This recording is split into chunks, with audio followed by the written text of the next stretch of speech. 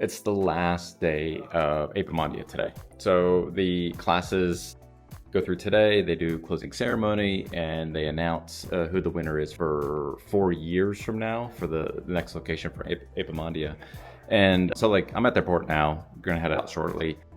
So I spent a lot of time yesterday just kind of bouncing around to the little things that I had not spent a lot of time doing. And one of those was the honey show. I always really like to see, because there's a lot of interesting things to look at. So there's devices, which I think is cool. I like seeing cool things and inventive things that beekeepers are doing. It's one of those things that I really kind of fell in love with in beekeeping. I think beekeepers in general are pretty ingenious group, and they're problem solvers and they make things happen. And I think that has been true all around the world.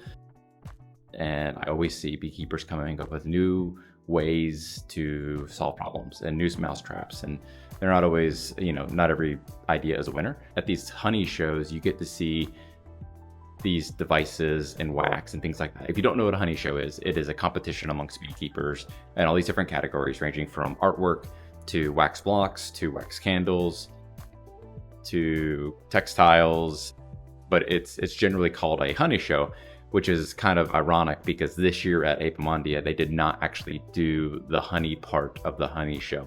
Usually they have all these different categories for honey, and based on different categories, as well as a black jar. And black jar means that it's purely based on taste.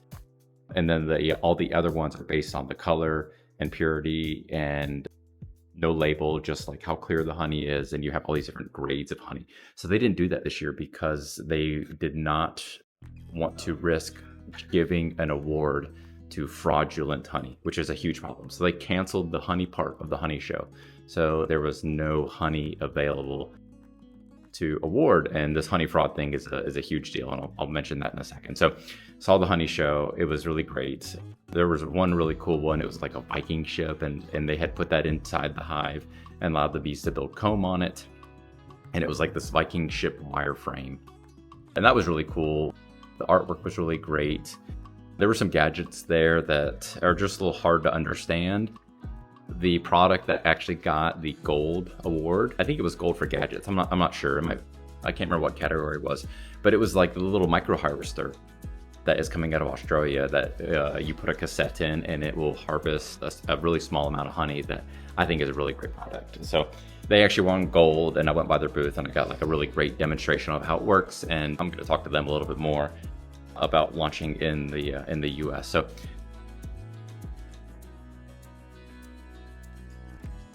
the rest of the time I spent yesterday was I went to a lot of lectures. And the way that Apimondia does their lectures is they will, prior to Apimondia, you submit an abstract.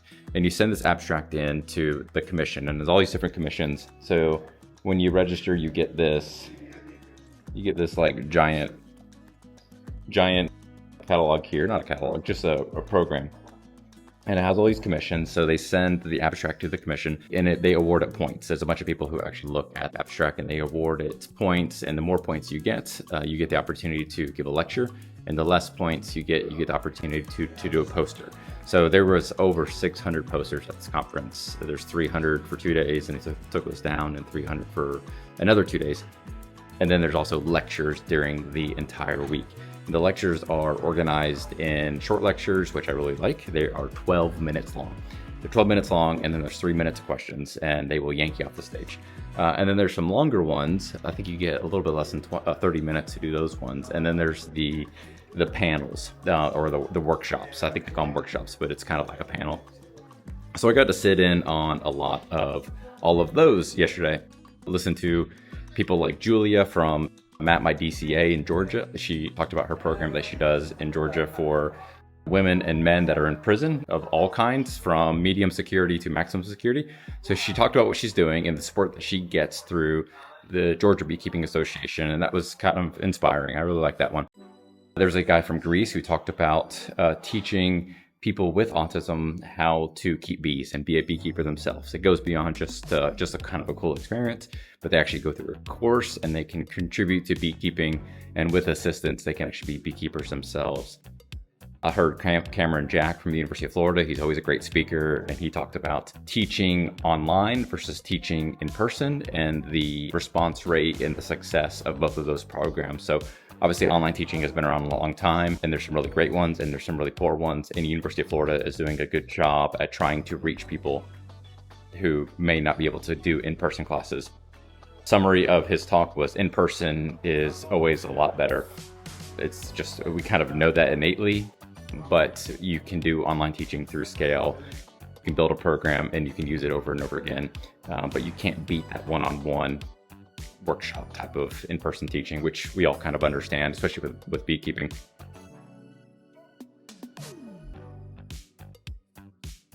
I went to a workshop panel at the end, and this was a Tropilaelaps. Maggie Gill from the UK. She was on our trip to Norway, so I got to meet her and hang out with her. And then Jeff Williams from the University of Auburn. He's a buddy of mine from my state in Alabama. So I got to listen to him talk about Tropi, and there was a guy from Korea. And then there was another lady, I don't know where she was from. They all gave like a short presentation of an update on their research. And then they all sit down and take questions from groups. So there's a lot of people working on Tropilaelaps, which is a very, very small mite in Southeast Asia that is migrating west, and it is as far west as Georgia, the country of Georgia, not the state of Georgia. And they're just trying to mitigate that. And at this point, Formic Pro is the best, or formic acid is the best solution for that. And then brood breaks help, but formic acid is what works best, because the mite spend most of their time in the cells, whereas a varroa mite will hatch out of a cell and spend the next 5 or 7 days on adult mites, and that means they're susceptible to being treated. Tropilaelaps mites will only be out of the cell about 24 hours before they get back into another cell. And it's all new research. They're learning stuff every single day on that. So that's all that information is subject to change. At one point, brood breaks were the solution, and now they're finding, based on Maggie's research, they're finding that Tropilaelaps mites are surviving better without brood than they thought. So that's kind of some unfortunate news. There was a panel I went to, and it was about honey adulteration, which is actually a really big issue for every single country. I keep talking to people from different places, and I would, in conversation, I would just ask them about it, and they all say it's an issue, like every single one of them. So I went to this panel, and it was the same style. I had 4 different speakers, and they all kind of gave their response. I don't know, they kind of gave like a little message, a little presentation on honey fraud. So one guy went up there and basically spelled out the fact that look at all these different countries since the 1950s, and we have data on these countries, and this is how many hives they have. This is how much honey they produce.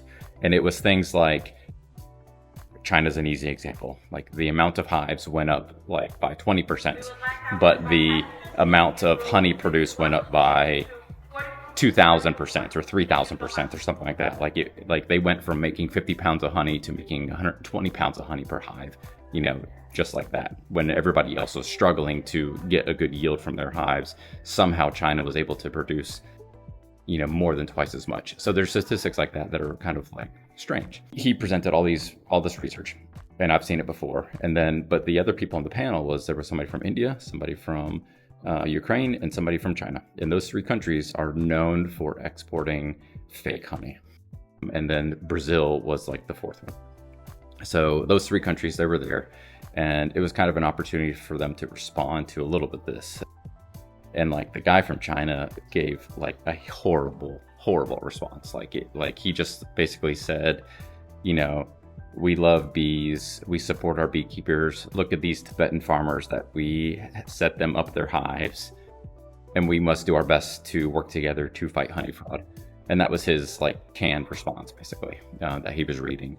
And then the country of Ukraine, obviously they're going through a war, and for some reason, like there's like a significant increase of young people keeping hives in that country. And there's a lot more beekeepers in that country. And I find that like really ironic, because they're in the middle of war. And like a lot of these people who would be young beekeepers have been like fighting, have been going to the front lines and doing that for multiple years now. But somehow they're able to produce more honey and more beekeepers all of a sudden. So Anyways, the honey fraud is a huge issue, and it's not resolved. I don't know how Apimondia is going to work to resolve this because it's a government problem. It was a good last day. Obviously, I went to the trade show and walked around there, talked to some more people. But today they're going to announce where the next conference will be in 4 years. So in 2 years, it'll be Dubai. And then 4 years, it'll probably be in Germany. I'll talk to those people from Germany a little bit. So yeah, it'll probably be in Germany in 4 years. So in Dubai, I was asking some people about there, like are there a lot of beekeepers in Dubai? And I think the standard way of keeping bees in Dubai is they will import a lot of packages in the beginning of the year from Egypt, and then they will produce honey, and then it is so hot that the wax actually melts out of the hive that they just let their bees die in the summer. So they're not trying to overwinter bees, they're not trying to keep them, they just import them, they make a lot of honey, and there's a lot of flowers, and then they just abandon them and clean up the equipment and get them ready for the next year. So I'm sure that's not widespread throughout Dubai, but at least that's how some of them do that, which is actually how they do it. A lot of them do it in Alaska too. It is so hard to keep them over the winter that they will just buy new bees every single spring. This is the last day of Apimondia, so it's kind of a last report that I'm going to do on it. Hopefully you guys have found these helpful. If I go to conferences like this, I can do these again. But anyways, I want to say thanks for hanging out there. Thanks for hanging in there and listening to what we've been doing this week. And I hope that you guys have found it helpful and been able to see what Apimondia is like, just from my point of view. And I encourage you to come to Dubai. And if you can't do that, come to Germany. And then maybe they'll be in the US after that. Who knows? But anyways, thanks. Appreciate it. Bye.